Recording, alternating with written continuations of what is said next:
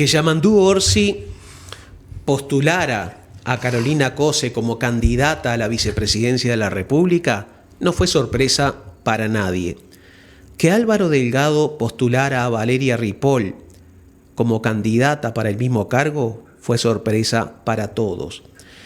A ver, lo de Carolina no fue ninguna sorpresa, primero porque había un acuerdo previo en el Frente Amplio de que quien llegara al segundo lugar en la interna aceptaría dicha candidatura a la vicepresidencia. Por otra parte, considerando la trayectoria de Carolina Cose y la cantidad de votos que le secundan, que la respaldan, era la candidata natural e indiscutible por parte del Frente Amplio. Pero además, tampoco fue sorpresa que ganara Yamandú Orsi la interna. ¿Por qué? Porque siempre supimos y dijimos que si en la interna participaban 250.000 personas, ganaba Carolina. Entre 250 y 300.000 personas estaba peleada. Y más de 300, Yamandú Orsi se iba con la fusta bajo el brazo. Y eso fue lo que sucedió. Votaron más de 400.000 personas y el triunfo de Yamandú Orsi fue inapelable.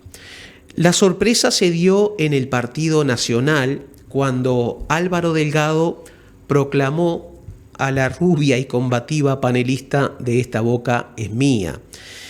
Claro, Laura Raffo tuvo una votación espantosa, lo cual le daba el justificativo a Álvaro Delgado para no postularla. Pero ¿no hubiera sido más razonable, metiéndonos a opinar sobre la interna nacionalista, la candidatura de Beatriz Argimón, que ya tiene experiencia parlamentaria? ¿Y por qué no? Ya que José Mujica terminaría cooptando a Blanca Rodríguez, ¿no hubiera sido un golazo de media cancha que en vez de proponer a una panelista de Esta boca es mía, Álvaro Delgado hubiera propuesto a la conductora, a Victoria Rodríguez, en el supuesto caso de que ella hubiera aceptado? Y esto hubiera provocado, primero sería una notición, y hubiera provocado algarabía en filas de la derecha y del centro.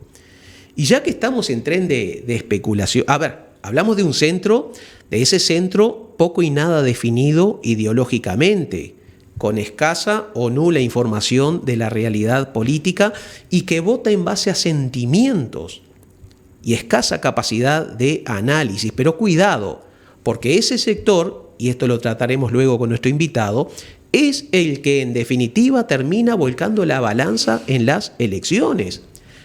Y ya que estamos, decía, en tren de especulaciones, ¿sería tan disparatado pensar que le hubiera ofrecido la vicepresidencia a Lorena Ponce de León?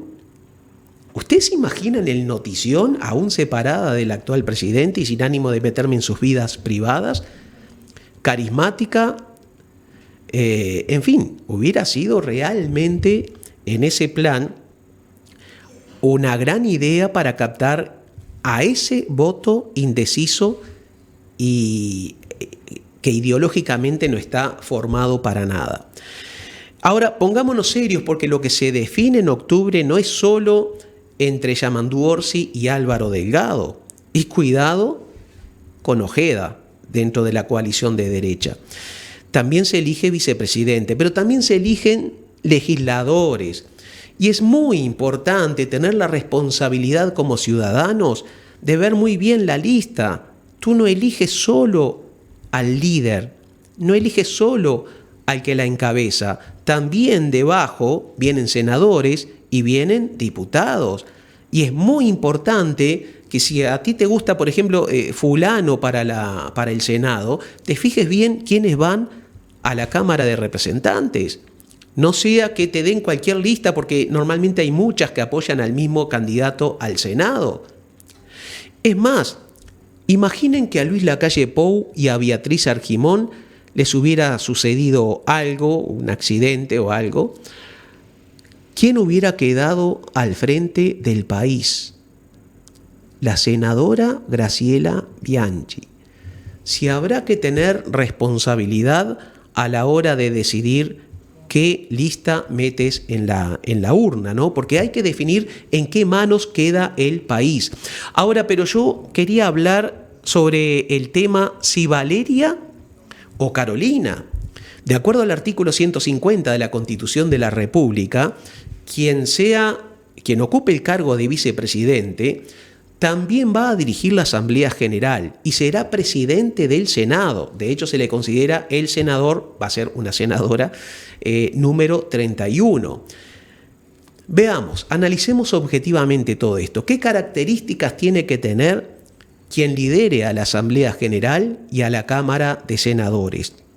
En primer lugar, liderazgo y autoridad institucional. Tiene que ser una figura de autoridad reconocida, capaz de mantener el respeto entre los diferentes legisladores y garantizar el orden en los debates. Tiene que tener un liderazgo firme y equilibrado. Tiene que mantener la imparcialidad y la neutralidad, obviamente, que pertenece a un partido político y tiene derecho a defender sus ideas, pero en ese rol que tiene que ejercer debe ser neutral para asegurar a todos los legisladores de diferentes corrientes políticas los mismos derechos para manifestar sus opiniones. Y tiene que ser capaz de tener la diplomacia suficiente para evitar los acaloramientos en el debate y facilitar la construcción de consensos entre esas diferentes corrientes políticas. Por lo tanto, tiene que tener habilidades de negociación y de mediación para poder resolver conflictos de manera pacífica. Tiene que saber manejar situaciones tensas, manteniendo el diálogo abierto, y hay algo muy importante, ser capaz de evitar los bloqueos legislativos. ¿Y esto cómo se logra? Teniendo una personalidad que no tienda a la descalificación, sino más bien al diálogo, al intercambio de opiniones de manera respetuosa. Tiene que tener capacidad de comunicación, pero no solo con los legisladores, también con la población en general. Tiene que ser clara, concisa, respetuosa, manifestando o transmitiendo confianza y transparencia. Ser una excelente oyente, más que habladora, para poder comprender las preocupaciones y propuestas de los distintos sectores. Obviamente que tiene que tener también un conocimiento profundo del reglamento y de los procedimientos legislativos. Y es importante que tenga experiencia política y administrativa, ya sea en el ámbito legislativo como ejecutivo o en otras áreas de la administración pública. En resumen, fuerte sentido de liderazgo, capacidad de mediación, diplomacia, control emocional. Tú no puedes controlar a los demás si no te autocontrolas. En el caso de Carolina Acose, vaya que sí tiene experiencia, fue ministra de Industria, Energía y Minería, estuvo al frente de Antel, ocupó brevemente una banca en el Senado, fue intendente de Montevideo, su liderazgo se caracterizó, más que nada estuvo basado en la eficiencia de quienes le rodeaban. Ese conocimiento técnico de Carolina y tecnológico va a ser fundamental, porque el próximo presidente va a estar inmerso, y el país va a estar inmerso, en medio de una revolución sin precedentes y solo comparable con la revolución industrial. Y hablamos de la inteligencia artificial. Es preciso tener allí, al lado del presidente, a alguien que comprenda esta revolución. Valeria Ripoll tiene una trayectoria importante liderando a los trabajadores o funcionarios municipales. Tiene experiencia sindical.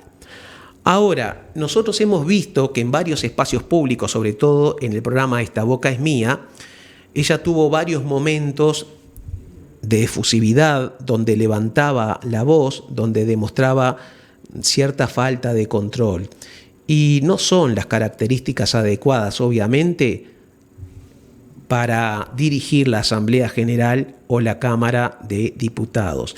Bueno, ahora será el pueblo el que tenga la palabra. Y quiero terminar muy brevemente, porque hoy tenemos un invitado de lujo, con un comentario que no tiene nada que ver con esto, sino totalmente aparte. Isaac Alfi, exdirector de la Oficina de Planeamiento y Presupuesto, ha manifestado que si se aprueba la reforma jubilatoria, esto será el principio del fin del mundo. A ver, el director de la Oficina de Planeamiento y Presupuesto, cargo que él tenía hasta hace pocas semanas, gana 235.000 pesos mensuales. Que se niegue a que una persona jubilada o pensionista gane menos del 10%, 22.268 pesos, ya no es una discusión de carácter técnico, sino de carácter filosófico y ético. Yo sé que estas palabras molestan porque la verdad suele molestar. Y porque en definitiva noticia es algo que alguien en alguna parte y por algún motivo no quiere que se sepa. Mi nombre es Enrique Ortega Salinas y por todo esto y muchísimo más, estas son, y aquí comienzan, palabras prohibidas. Cuando es tiempo de decidir, es el momento de reflexionar. Y a eso te invita el periodista Federico Fasano Mertens, a desechar por algunos minutos desde los viejos falsos rumores a las modernas fake news viralizadas entre operadores, asesores, encuestadores, trolls, haters y hackers. Porque cada elección se nos hace más difícil conocer la verdad y decidir nuestro voto. Por candidatos con ideas, programas, sensibilidad y capacidad de gestión y conducción. Por eso, Federico Fasano Mertens les propone este manual para indecisos, para reflexionar sobre lo que les importa, su vida, sus familias, su seguridad, educación, salud, vivienda, trabajo y jubilación. Esto que se llama la cosa. En algún artículo escrito y he dicho en varios programas que las encuestas sirven para medir la orientación de la opinión pública, pero en algunos casos sirven para orientar a la opinión pública. Claro, cuando se usan de esta manera, hay cuestiones éticas de por medio a las que se han pasado por arriba. Pero el invitado que tenemos hoy es una persona que a mí en lo personal, y creo que a todo el país, le ha generado muchísima tranquilidad, muchísima credibilidad. Es un gustazo enorme para nosotros estar hoy con Óscar Botinelli. ¿Qué tal, Óscar? ¿Qué tal? Mil gracias por haber venido, No, qué favor, gusto. Cuando le comenté a mi hija, ella es licenciada en Relaciones Internacionales, mira, va a venir Óscar, dijo, wow, es un genio. Si mi hija dijo eso de alguien, da por seguro que te mereces todos los aplausos. Dime, primero unas preguntas, si te parece bien, de carácter personal. ¿Dónde naciste? Bueno, yo nací en Dolores, en noviembre del 44, estoy cerca de los 80. Pero si podés arrimarte el micrófono un poquitito, correlo para que te quede más cómodo. Ahí está. Estuve hasta mediados del primer año de escuela. Ahí mi familia se trasladó a Montevideo y después ya hice todo en Montevideo, donde viví siempre, salvo el exilio, ¿no? ¿Naciste en el fragor de la Segunda Guerra Mundial? Sí, casi en el final. Claro, casi en el final, ¿verdad? Terminó en el 45. En algún momento digo que Julio César ya había muerto, pero Hitler vivía. Mussolini también. Italia estaba en plena guerra. No, Mussolini civil. Sí, había muerto, sí. No, todavía no. ¿Murió en el 43? 45. Fue derrocado o destituido el 25 de julio del 43. Pero luego es apresado, liberado por los alemanes, forma la República Sociale Italiana del Norte, que en realidad era una ocupación alemana, y ahí surge la Guerra Civil Italiana entre las milicias de la República Sociale, fascistas, y los partisanos de distintas corrientes políticas, y que dura hasta el fin de la guerra, tanto que son los partisanos los que capturan a Mussolini, ¿no? Y a la secretaria, que era su amante, Petacci. No, secretaria no, era amante, no secretaria, Claretta Petacci. ¿No oficiaba también de secretaria? No, Claretta Petacci no. Ajá. Que tuvieron un final muy trágico, ¿no? Yo escribí sobre eso. Sobre todo el de ella, porque en realidad el Comitato de Liberazione Nazionale dell'Alta Italia había presidido, no sé si, creo que estaba presidido por Sandro Pertini, el que después fue, mucho tiempo después, presidente de la República, socialista. Había condenado a muerte a Mussolini y ejecutaron la sentencia del comité para evitar que los aliados tomaran a Mussolini y lo usaran a su favor, sobre todo los angloamericanos. Y ahí, en un portón que está subiendo a Giuliano di Mezzegra, que es donde él pasó su última noche, es cuando en realidad fue un fusil ametrallador, creo, yo de eso no entiendo, pero... Y ella, ahí hay muchas versiones, y se cruza, pero que no hubo una intención deliberada de matarla a ella, sino que al matar a él, la matan a ella también, ¿no? Digo, a otros sí lo mataron, pero de dirigentes. Después vino el encarnizamiento en el pueblo ya con el cadáver de Sí, Mussolini. no, ahí hubo un episodio que no es demasiado agradable ni jerarquiza la resistencia, que fue haber colgado, no me acuerdo ahora el número. De la marquesina de una carnicería. Sí, no, de una estación de servicio. Yo tenía una información diferente. No, es una estación de servicio que queda en la Piazzale Loreto, Ajá. Que es donde termina ¿Por qué le voy a discutir a un italianísimo? la avenida Buenos Aires, y ahí colgaron boca abajo, además, a Mussolini y otros jerarcas que habían sido fusilados. Los demás habían sido fusilados en Dongo, una localidad que queda al lado de Como, más arriba, donde fusilaron a Mussolini. Y realmente fue un espectáculo que incluso le costó imagen después a los partisanos, ¿no? Un exceso de venganza, ¿no? Claro. Dime, Oscar, ¿tu segundo apellido cuál es? Capucho. Por eso, ¿qué voy a estar discutiendo? Lo del 43 sí, tenés razón. Ahí perdió el poder, pero lo mataron en el 45. Ahora Claro, lo mataron Claro. el 28 de abril del 45. Claro. La liberación de Italia se considera que básicamente la liberación de Milano como momento, y de Torino y de Venecia, es el 25 de abril, que por eso es el Día de la Liberación como fiesta. ¿Y tú en qué fecha naciste? El 7 de noviembre. Yo nací el 8. ¿El 8? Unos añitos después. Bueno. O sea que eres de Escorpio y muy de Escorpio, ¿no? Hasta que yo tenía bastantes años, el 7 de noviembre se festejaba en algunos países. Era el día de la Revolución Rusa. Ah, claro. Claro, sí. Era la fiesta sí. nacional de la Unión Soviética. De 1917, La claro. de la Revolución del 17. Claro. Que la última vez que se festejó fue en el 91. El Uruguay ha sido muy marcado por la cultura italiana. Bueno, sí. A ver. Y española, claro está. Sí, Uruguay tiene una matriz, yo diría ibérica, porque Sí. ahí hay un cruce entre España y Portugal. El otro día estaba viendo un video de un historiador que me interesó mucho, que a 1200 metros de Colonia, no sé si se contaba desde la plaza de dónde, que era el tiro de cañón, o el tiro de cañón era más corto, 1200 metros, había una frontera entre España y Portugal. Es decir, A tiro de cañón, directamente. al tiro de cañón parece una elevación natural, que de un lado estaban los españoles y los otros portugueses como límite entre los dos imperios. Es decir, el límite más al sur que llegó a tener España y Portugal fue en las afueras de Colonia. Claro. ¿No? Ahora, tanto la matriz española como la portuguesa, la portuguesa no solo porque Uruguay fue parte de Portugal, Colonia del Sacramento, que es la primera ciudad importante o localidad importante que se funda aquí, la funda Portugal, sino por lo que ha sido la cultura portuguesa brasilera, ¿no? Brasilera, ¿verdad? Que penetra mucho en este país.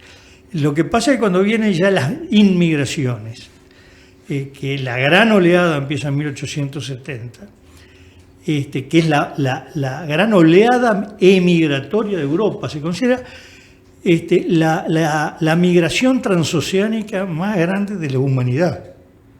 Wow. Claro, pues todas las otras, de Asia, Europa, África, era todo tierra. La primera y única grande que atraviesa océano es la que se va de 1870 más o menos a 1920-22. Y esa migración tiene como grandes receptores el sur de América del Sur, básicamente Uruguay, Argentina, sur de Brasil, y América del Norte. De hecho, el acento argentino, que nosotros de alguna manera tenemos, pero no tan acentuado, es italiano. Sí, el de Buenos Aires está muy marcado por el acento de la Italia del Sur. Claro. El acento del habla. Pero claro, en materia migratoria, la mayor inmigración que tiene Uruguay es la italiana. Lo que tiene de española es inmigración también, pero sobre todo la española fuerte, grande, masiva, es la gallega, que viene a partir del 22, después de la guerra del Rif, de la guerra del Sahara, digamos, y más o menos hasta mediados de los 50, ¿no? Igual hay migración española importante a mediados de los 50 y la vasca, sobre todo, en torno a la guerra grande de Uruguay, ¿no? Y después, bueno, tenemos migración a distintos lados, de Suiza, Alemania, de lo que fue Yugoslavia, de Francia, de británica, libanesa, armenia, ¿no? Y en el caso de tu familia, o sea, ¿quiénes eran italianos? ¿Tus abuelos? Mis abuelos. Del lado, bueno, alguien decía que el matrimonio de mis padres era interracial, porque del lado paterno eran inmigrantes del norte-norte, de Lombardía. Incluso mi tatarabuelo nació en la frontera entre Suiza e Italia. Era un pueblo, eran campesinos de valles de los Alpes. Y la familia de mi madre era del sur de Italia, del Chilento, de la provincia de Salerno. Entonces, bueno, en esa época solo en la emigración se mezclaban el norte y el sur, ¿no? Muy bien. Y dime, ¿y tus padres a qué se dedicaban?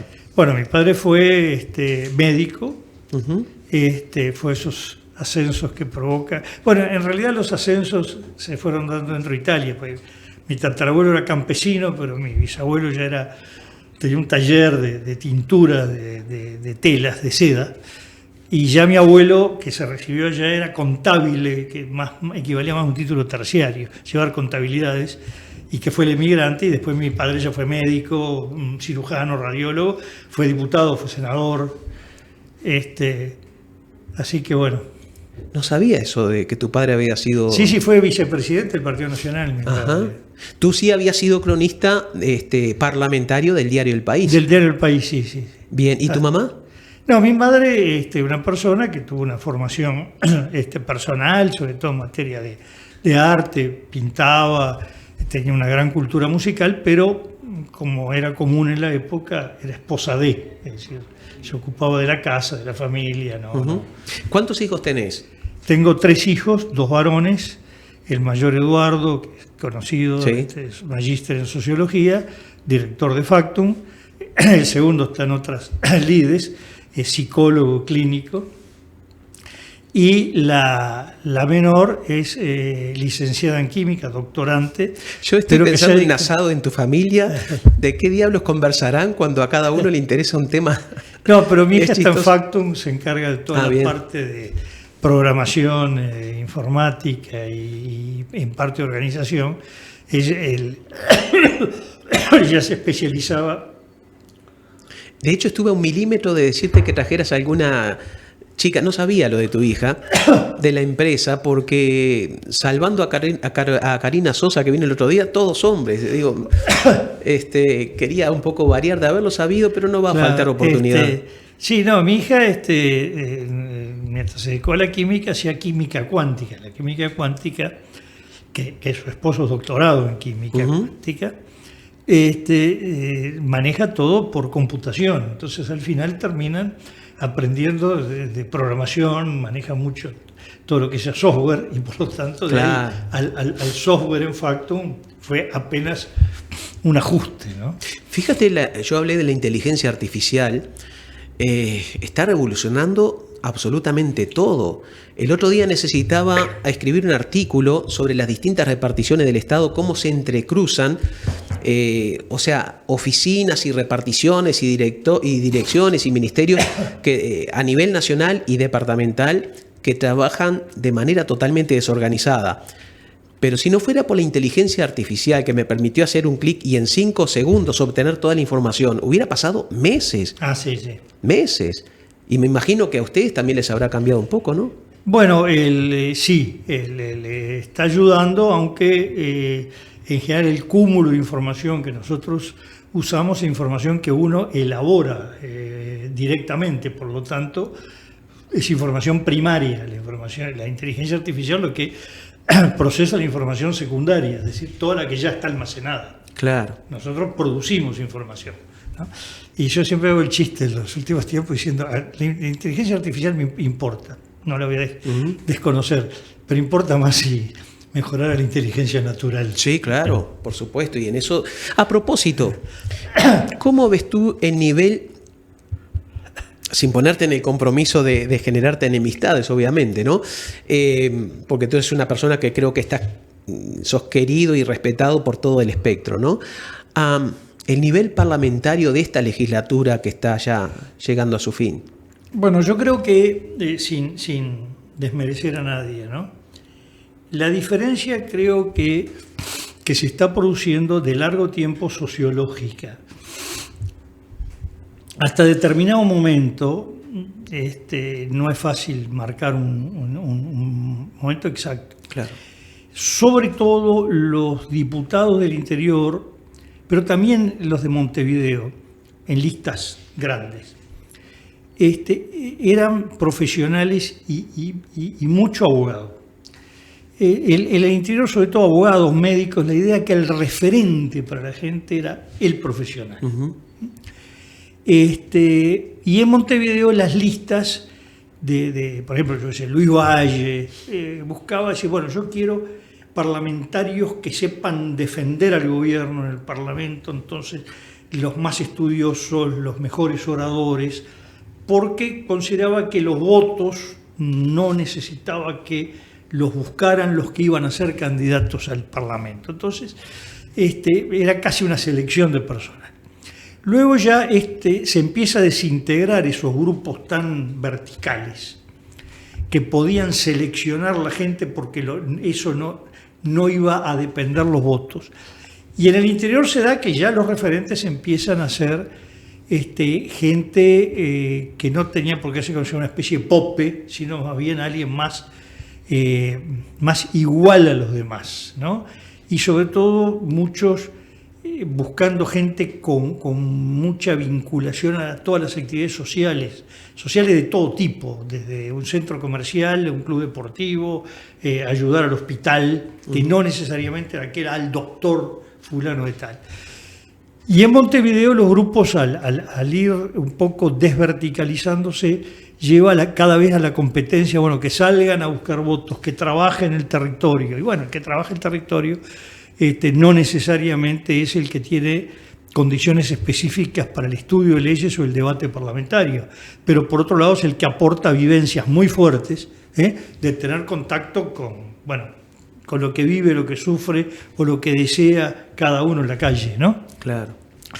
Y por otro lado, yo marco que los 90 fueron un periodo que fue muy exitoso para las clases medias en Uruguay, sobre todo clases medias independientes, profesionales, que encontraron que hay un boom de actividades en esa época y la gente empieza a encontrar fuera del Estado grandes desarrollos, por lo tanto fuera de la política también. Y empieza más que, también empieza el boom de la tecnología. Entonces, más importante que estar en un partido político es dedicarse al software, al hardware o a desarrollar una actividad médica empresaria o una actividad de estudios jurídicos con vínculos acá o allá. Y entonces empieza a hacerse una selección en que va quedando para la actividad privada aquello que tenía gran empuje de alto nivel intelectual o tecnológico o cultural, ¿no? Y eso entonces produce un cambio ligado a que también la búsqueda del voto se va haciendo mucho más sobre el territorio y necesita gente adaptada. A veces olvidamos que la función primordial de un legislador es legislar. O sea, no es andar besando niños y sacándose selfies, sino que es revisar, modificar, proponer nuevas leyes. Sí, hay varias funciones. Está la cuestión presupuestal también, por supuesto. Sí, pero yo diría que hay por lo menos 3 tipos de funciones. Una, la legislativa. Sí. Es decir, redactar las leyes, revisarlas, dentro de la cual hay leyes muy técnicas, fundamentalmente presupuestos y reformas tributarias. Uh-huh.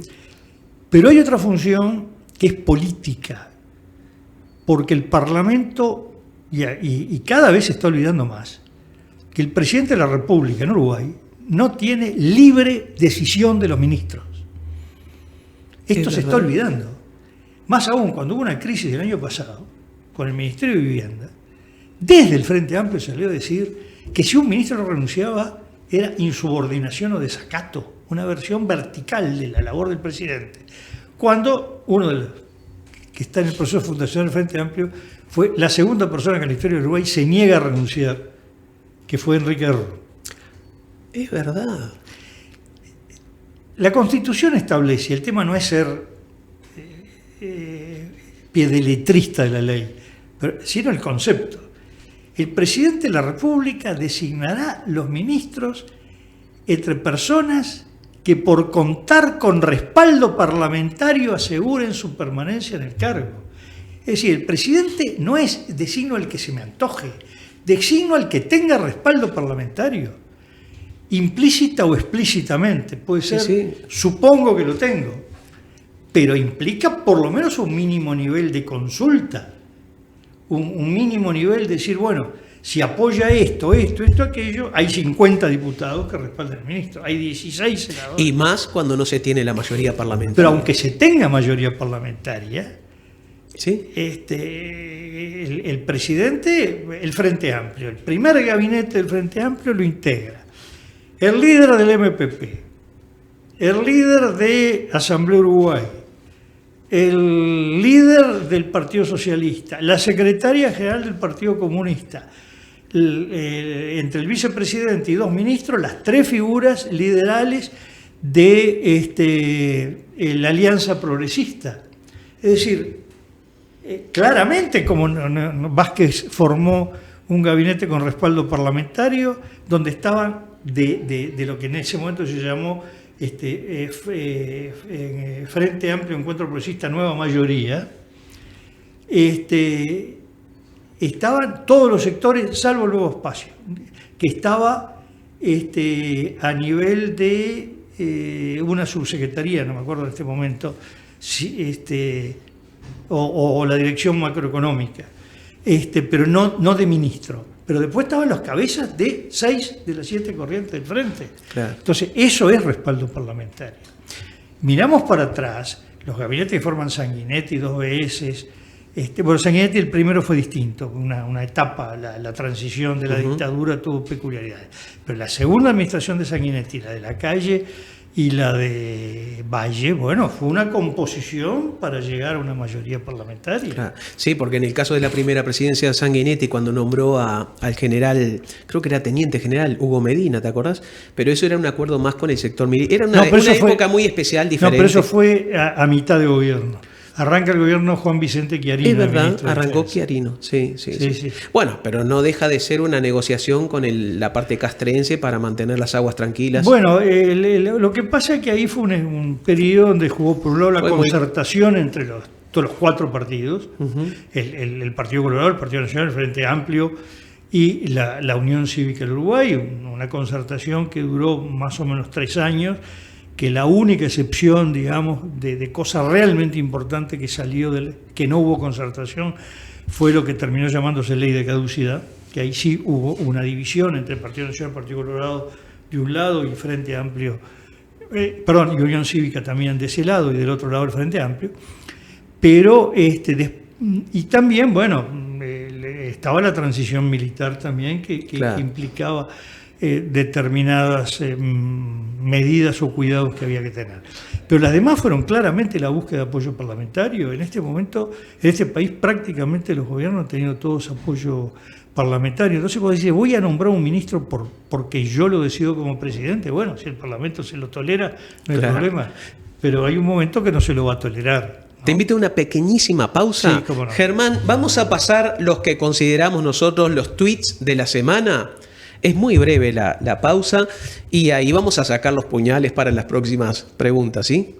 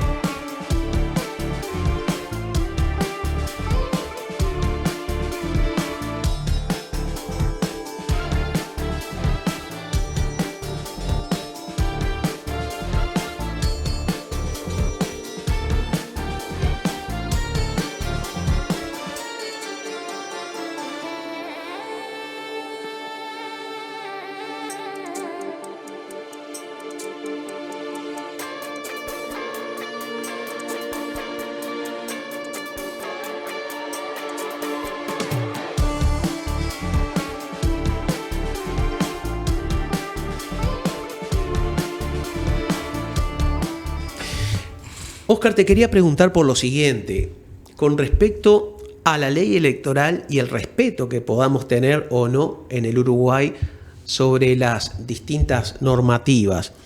El artículo 77 de la Constitución de la República, antes de decirlo, Germán, ¿podés ir buscando la imagen de la lista de Martín Lema? Que no es el único ejemplo, fue el que yo encontré buscando rápido, ¿está bien?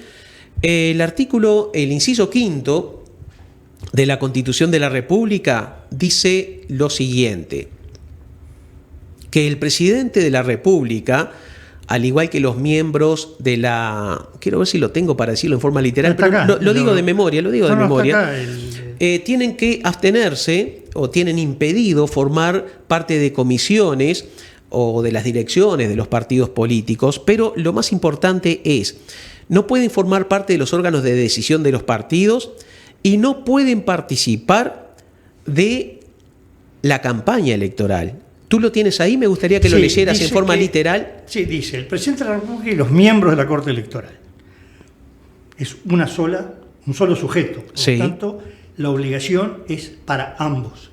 Si uno tiene permitido algo, lo tiene el otro. Claro. Es lo que hay que pensar. Porque fulano tiene que participar, entonces el presidente de la Corte Electoral también puede participar. Cuidado con eso. ¿No? Uh-huh. No podrán formar parte de comisiones o clubes políticos, ni actuar en los organismos directivos de los partidos, ni intervenir en ninguna forma en la propaganda política de carácter electoral. Esa parte. Bueno, la primero, pregunta sobre la imagen que acabamos de ver. Antes que nada, ¿qué quiere decir propaganda? Porque alguien dijo, bueno, pero eso es un aviso. No. Las cosas hay que interpretarlas en profundidad. El término propaganda, que tiene sus par de miles de años, tiene que ver con propagar. Propagar no es lo mismo que un aviso publicitario. Propagar es difundir, es comunicar. Por lo tanto, lo que no puede es comunicar cosas electorales, digamos, mensajes electorales. Cuando la LUC, que escribió un artículo académico de divulgación sobre eso, dijeron, no, pero electoral quiere decir elecciones, porque fue pensado para... Bueno, primero a mí no me importa qué pensaron en el año 34 cuando escribieron esto, sino como se lee hoy, que es como dice el Código Civil, que debe interpretarse. No se puede dejar de cumplir literalmente lo que está escrito a pretexto de consultar su espíritu. Y electoral, la Constitución lo define dos veces. El artículo 81, cuando dice cómo se ejerce la ciudadanía, la soberanía, perdón, establece que la soberanía la ejerce el cuerpo electoral y en los casos de elección, dice, será ejercida directamente por el cuerpo electoral en los casos de elección, iniciativa y referéndum. Electoral es elección, iniciativa juntado firmas y referéndum. Y luego el artículo 321, cuando habla de las potestades de la Corte Electoral, que es juez de última instancia, en los actos de elección, plebiscito y referéndum. Por lo tanto, electoral y después todo lo otro electoral no es definitorio. Pero permíteme, el presidente, repito, en este caso, Óscar, no es mi intención descalificar a una persona en particular, esto es válido para todos los partidos, Sí. La inquietud y la duda que tengo desde el punto de vista de la Constitución de la República. ¿Puede autorizar el uso de su imagen como No, espera, por un lado, lo primero, el presidente no puede participar en propaganda electoral, y electoral es la elección, el plebiscito y el referéndum. Esa posición me parece que no tiene forma de discutirse y que no, se dice, no, porque esto sirvió, pensó, pero ¿qué dice la ley? La ley dice que no puede participar en propaganda electoral, y electoral la Constitución la define dos veces como elección, plebiscito, referéndum. Por lo tanto, no puede participar ni en plebiscito, ni en referéndum, ni en elección. ¿Puede ser candidato? Sí. ¿Por qué? Bueno, acá la interpretación es al revés, en la medida que no está prohibido, toda persona puede ser candidato, y el presidente no puede ser candidato a diputado. Está expreso. Entonces puede ser candidato a senador. En la medida que no está prohibido, está permitido. ¿Puede usar la imagen? Bueno, si es candidato, sí. No se puede prohibir la imagen de un candidato. Entonces, ¿cómo? No puede hacer propaganda electoral, pero sí presentar la imagen. Bueno, yo creo que aquí hay un matiz que uno diría, y me puedo pasar de sutil, es, Luis Lacalle Pou puede poner su imagen, pero no el presidente de la República. ¿Cuál es la distinción? Bueno, no se le pone la banda presidencial, porque eso está marcando no que la persona es la candidata, sino la institución presidencial de la República. Cuando el presidente, en un país que el presidente casi no usa nunca la banda presidencial, aquí prácticamente la única vez que se usa es el momento de asumir y de entregar el poder. Es cierto. En otros países no hay ceremonia que no esté con la banda presidencial. En Uruguay no, solo dos veces. Que se ponga la foto de asunción de la presidencia, es que se pone institucionalmente al presidente de la República. Y yo creo que desde un ángulo de cuidar las instituciones, esas cosas habría que cuidarlas. No es, se está cometiendo un delito, no. Pero más vale ser prolijo para cuidar las instituciones. Bien, vayamos al campo de batalla. Hace un mes aproximadamente surgió el video promocional de la candidatura de Andrés Ojeda, que provocó mucha crítica, ¿verdad?, por la frivolidad. Y a la vez se dio otro fenómeno, el regreso de Pedro Bordaberry. Hemos visto, de acuerdo a alguna encuestadora, no sé exactamente la de ustedes, pero ha tenido un crecimiento el Partido Colorado. ¿A cuál tú atribuyes el motivo? Es decir, ¿a la campaña, el tipo de campaña que está haciendo Ojeda, o a la incorporación de Bordaberry? ¿Ambas cosas? ¿Hay forma de definir eso? Bueno, nosotros lo que observamos que el Partido Colorado estaba bastante mal hasta el año pasado, niveles del 6 al 8%, oscilando del 6 al 8%. Ya este año apareció claramente en el 8, en el 10 y llega sobre la elección interna al 12%, lo cual está marcando que hay un ascenso. ¿Qué explica ese ascenso? Bueno, nos parece que fue que apareció una competencia fuerte con nuevas figuras, la figura de Ojeda que irrumpió con mucha fuerza, la de Robert Silva, estaba también Tabaré Viera, Gabriel Gurméndez, y esa competencia, a nuestro juicio, que significa una renovación del Partido Colorado, de un partido que ya tuvo 2 instancias de renovación fallidas, la primera Bordaberry, que fue candidato 2 veces, y luego se retira él, aparece Talvi, se retira rápidamente, y apareció una nueva renovación, en algunos casos como el de Ojeda, generacional. Y pasada la interna en que gana Ojeda, el Partido Colorado nos da el 15%, el nivel más alto, incluso más alto que las últimas 2 elecciones.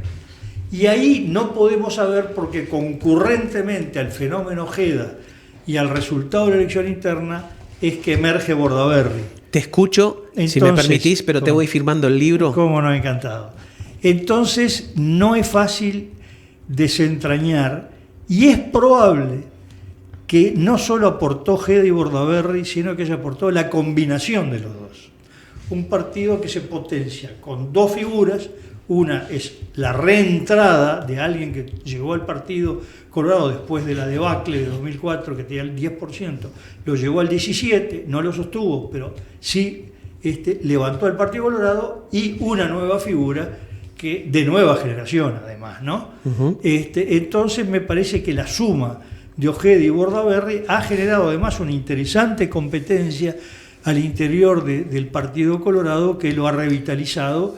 Y no nos olvidemos que hasta hace un año y poco aparecía sistemáticamente, con alguna excepción, Cabildo Abierto por delante del Partido Colorado. ¿Qué tanto implica? Y hoy, en cambio, el Partido Colorado claramente está en el tercer partido del país. Nadie discute, Cabildo Abierto muy abajo, no solo porque cayó Cabildo Abierto, pero sino también porque se potenció el Partido Colorado. ¿Qué tanto importa el carisma y la imagen personal en esta elección en particular, ¿no? Bueno, el tema, que para eso había que entrar a definir carisma, que es un término muy complicado, pero sin ninguna duda que la persona, a través de su imagen, que la imagen no solo la cara, de su gestualidad, el timbre de voz, pero transmite valores, transmite formas de sentir o de ver, y eso es muy importante en la definición de la gente.